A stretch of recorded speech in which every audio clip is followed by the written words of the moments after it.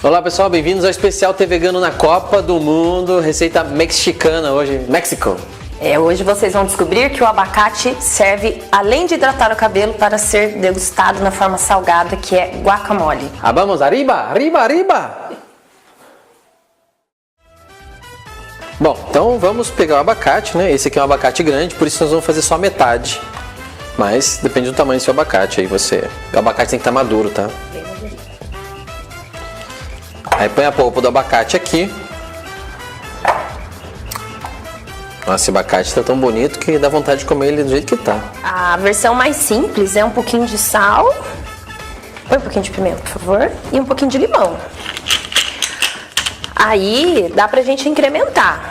A gente aqui no caso vai colocar um pouquinho de coentro, pimenta, pode ser a jalapeño, dedo de mosca, qual você gostar mais, tomate picadinho e cebola roxa, porque as crianças aqui não gostam muito de cebola e a roxa tem um sabor mais suave, tá bom?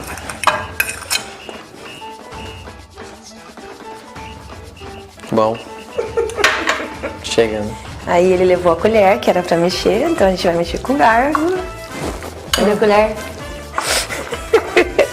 É só misturar e tá pronto, tá? Bom, pessoal, tá aqui a nossa guacamole. A sugestão é comer com essas Dipas? tortilhas, essas coisinhas.